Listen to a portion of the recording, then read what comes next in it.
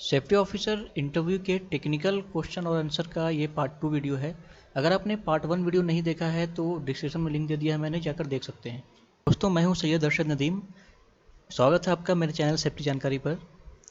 आइए वीडियो शुरू करते हैं। वीडियो शुरू करने से पहले एक ज़रूरी बात, आप तक वीडियो पहुंचाने के लिए बहुत मेहनत लगती है, इसलिए आप मेरे चैनल को सब्सक्राइब करें, लाइक करें, शेयर भी करें, ताकि मुझे मोटिवेशन मिल सके और मैं इसी तरह आगे भी इस तरह का वीडियो लाता रहूँ।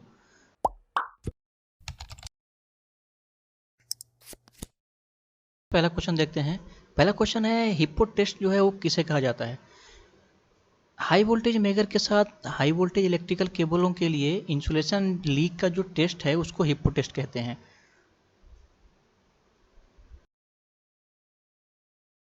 दूसरा क्वेश्चन है, वेल्डिंग क्या है? वेल्डिंग किसे कहते हैं? जो धातुओं मतलब मेटल्स को या तो इलेक्ट्रिक से या गैस से जोड़ने की जो कनेक्शन करने की जो प्रक्रिया है उसको वेल्डिंग कहा जाता है। मैकेनिकल ब्लाइंड क्या है और ये क्यों इम्पोर्टेंट है, क्यों ज़रूरी है? फ्लांजेस का उपयोग पाइपिंग सिस्टम या प्रेशर वेसल के ओपनिंग को सील करने के लिए किया जाता है, ताकि ओवरफ्लो या पाइप को मटेरियल्स आगे फ्लो ना कर सके। इस प्रक्रिया को मैकेनिकल ब्लाइंड कहा जाता है। चौथा क्वेश्चन है, फिल्म बैज क्या होता है और इसका क्या उपयोग है? फिल्म बैज वैसे व्यक्ति के द्वारा पहना जाने वाला वैसा उपकरण होता है जो रेडिएशन के क्षेत्र में काम करते हैं, ताकि उनके रेडिएशन के 1 महीने के डोज को कैलकुलेट किया जा सके और सेफ्टी मेजर दिया जा सके। चौथा क्वेश्चन है, फिल्म बैज क्या होता है और इसका क्या उपयोग है? फिल्म बैज वैसे व्यक्ति के द्वारा पहना जाने वाला वैसा उपकरण होता है जो रेडिएशन के क्षेत्र में काम करते हैं, ताकि उनके रेडिएशन के 1 महीने के डोज को कैलकुलेट किया जा सके और सेफ्टी मेजर दिया जा सके। अगला जो क्वेश्चन है वो बिल्कुल ही कॉमन क्वेश्चन है, वो मैक्सिमम विंड स्पीड लिमिट के लिए है। क्रेन ऑपरेशन के लिए, मैन बास्केट के लिए या वर्क ऑन स्कैफोल्ड के लिए क्या विंड स्पीड लिमिट होनी चाहिए? इसका आंसर है कि क्रेन ऑपरेशन की लिमिट जो है वो बिलो 32 kmph होना चाहिए, मैन बास्केट के लिए बिलो 25 kmph होना चाहिए और वर्क ऑन स्कैफोल्ड के लिए बिलो 65 किलोमीटर पर आवर होनी चाहिए। ये इसकी विंड स्पीड लिमिट है, ये तीनों ऑपरेशन की। जो क्वेश्चन है वो इसमें पूछा गया है कि अगर कोई पेट्रोल की आग लग जाती है तो कौन सा फायर एक्सटिंग्विशर को यूज़ किया जाना चाहिए? इसका आंसर है कि पेट्रोल ड्राइवन फायर के लिए ड्राई केमिकल पाउडर यानी डीसीपी या फोम टाइप फायर एक्सटिंग्विशर को यूज़ किया जा सकता है। अगला क्वेश्चन है कि अगर आप कोई आग लगी हुई देखते हैं तो आपका पहला रिस्पॉन्स क्या होगा? इसका आंसर है कि सबसे पहले अलार्म बजाकर दूसरों को इन्फॉर्म किया जाएगा, इन्फॉर्म करना चाहिए। सभी को आग वाले एरिया से बाहर निकालने की कोशिश करेंगे।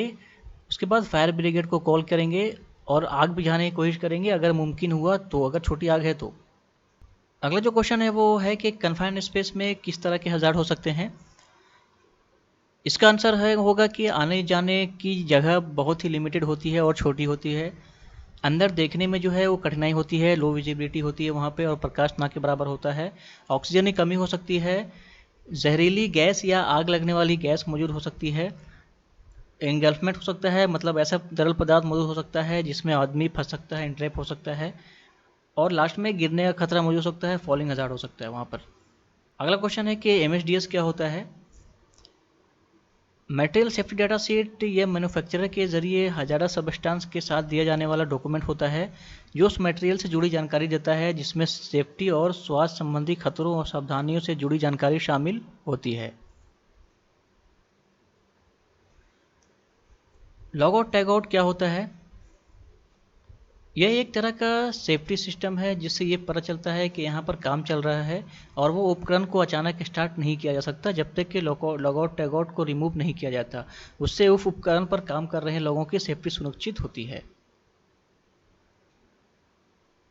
अगला क्वेश्चन है, वर्क परमिट सिस्टम के बारे में बताइए। वर्क परमिट सिस्टम एक लिखित एग्रीमेंट होता है जो एरिया ओनर के जरिए किसी काम को करने देने का लिखित डॉक्यूमेंट है जिसमें एक स्पेसिफिक काम को सेफ्टी मेजर के साथ करने की अनुमति होती है। अगला क्वेश्चन एक प्रैक्टिकल क्वेश्चन है। इसमें पूछा गया है कि किसी वर्कर को अपना सेफ्टी ग्लास उतारने से पहले ग्लव्स को क्यों उतारना चाहिए? इसका आंसर है कि वो इसलिए कि हाथ के ग्लव्स में लगा केमिकल या दूसरा हानिकारक पदार्थ आपकी आंखों और चेहरों पर ना लग जाए। अगला क्वेश्चन है, सेफ्टी प्लान या सेफ्टी प्रोग्राम किसे कहते हैं? सेफ्टी पॉलिसी को एक डॉक्यूमेंट के रूप में डेवलप किया जाता है जो सिस्टम, प्रोसेस, रोल और जिम्मेदारियों को लागू करने के तरीके के डिटेल में बताता है। इसे सेफ्टी प्लान या प्रोग्राम कहा जाता है। आप नॉन कंबस्टिबल और कंबस्टेबल लिक्विड को कैसे पहचानेंगे, उसकी क्या पहचान होती है?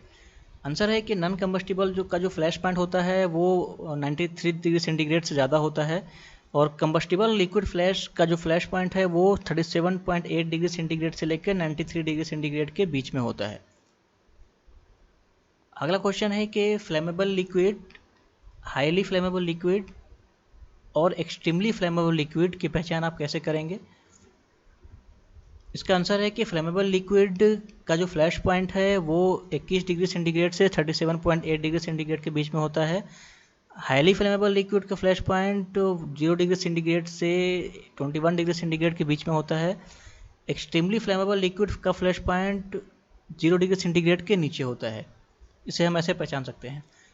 अगला क्वेश्चन है कि अगर कोई वर्कर के साथ छोटे मोटे एक्सीडेंट हो रहे हैं तो आप ऐसे में क्या एक्शन लेंगे? तो उसका आंसर होगा कि उसे कम खतरों मतलब कम हजार्डस जगह वाले जॉब पर रखने के लिए सलाह दिया जाएगा उनके सुपरवाइजर को। अगला क्वेश्चन है कि कन्फाइंड स्पेस एंट्री अटेंडेंट की ड्यूटी क्या होती है? इसका आंसर इस प्रकार दे सकते हैं कि कन्फाइंड स्पेस गेट के बाहर रहना, अंदर आने जाने वाले का नाम, आईडी, अंदर जाने और बाहर आने का समय एक लॉग शीट में लिखना, अंदर गए हुए वर्कर्स के साथ कम्युनिकेट करना और किसी भी इमरजेंसी की स्थिति में बचाव के लिए कॉल करना शामिल है इसकी ड्यूटी में। अगला क्वेश्चन है कि लिफ्टिंग प्लान क्या होता है? क्रेन के द्वारा सुरक्षित लिफ्ट करने के लिए एक डॉक्यूमेंट होता है ये लिफ्टिंग प्लान। इसमें इस्तेमाल किए जाने वाले क्रेन का डिटेल, सीलिंग्स, लोड का डिटेल, क्रेन सेटअप का विवरण, रेडियस और क्रेन का लोड कैपेसिटी का कैलकुलेशन किया जाता है ताकि सेफ लिफ्ट किया जा सके।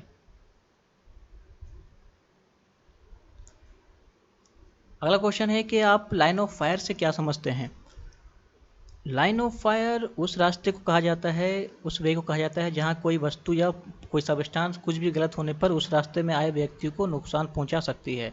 जैसे क्रेन ऑपरेशन होने पर किसी लटके हुए लोड के नीचे खड़ा होना लाइन ऑफ फायर में आता है।